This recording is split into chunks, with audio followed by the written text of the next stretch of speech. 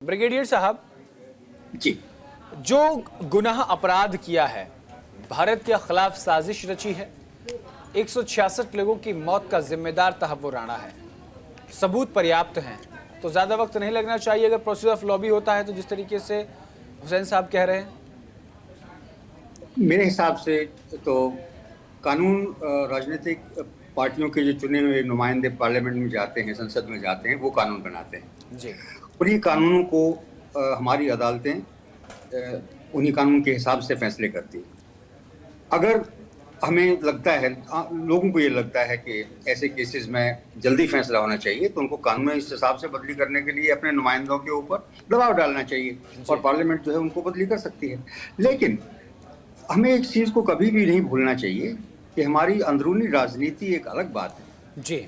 सामने हम क्या मिसाल पेश कर रहे हैं, क्या हम न्याय की मिसाल पेश कर रहे हैं या हम लिंच मॉब की, कि भीड़ में जो आया सामने, जो जिसको जो गलत लगा उसको उठा के उड़ा दिया, क्या हम ऐसे वाला एक इमेज जो है दुनिया के सामने पेश करना चाह रहे हैं?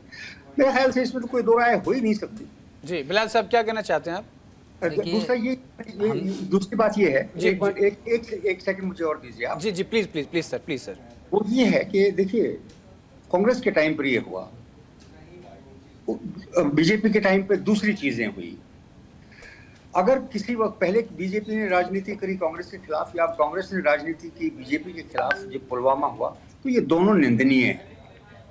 मेरे ख्याल से अमेरिका से ज्यादा खराब राजनीति आज किसी भी देश में नहीं है, लेकिन उसके बावजूद भी जहां पर देश की सुरक्षा की बात आती है, वहां पे दोनों पार्टियां, डेमोक्रेटिक भी रिपब्लिकन भी, एक साथ हो जाते हैं। बिल्कुल हमें भी कभी भी जब देश के खिलाफ कोई साजिश हो रही है, देश की सुरक्षा के खिलाफ कोई बात हो रही है, सभी पार्टियों को इकट्ठा हो जाना चाहिए। और मुझे नहीं लगता कि आपको भी, टेलीविजन चैनल्स को भी इस राजनीतिक द्वंद्व को भड़काना चाहिए, बल्कि हमें ठंडे दिमाग से, और जो हमारे देश के खिलाफ साजिशें हो रही हैं उसको कैसे कामयाब होने से रोका जाए, इस बात के ऊपर हमें ज़्यादा ध्यान देना चाहिए। और अब मुझे पूरा भरोसा है कि हमारी जो न्यायपालिका है वो अपने। ब्रिगेडियर साहब, पत्रकारों के आप जहां जिक्र कर रहे हैं, ये चर्चा इसलिए जरूरी है क्योंकि इस देश में ये देखा गया है, अक्सर ये हुआ है कि देश के दुश्मनों के खिलाफ, चाहे वो देश के अंदरूनी दुश्मन हो,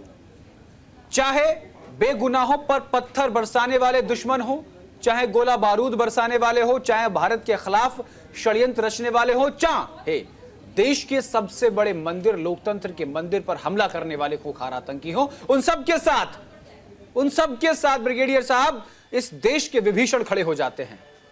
उनको रोकने की आवश्यकता है, उस पर चर्चा जरूरी है। इसलिए आपकी चर्चा से वो, अगर आप इस बात के ऊपर विश्वास करते हैं, देखिए, मीडिया का काम अपनी बात रखना है ब्रिगेडियर साहब, और वो हम रख रहे हैं।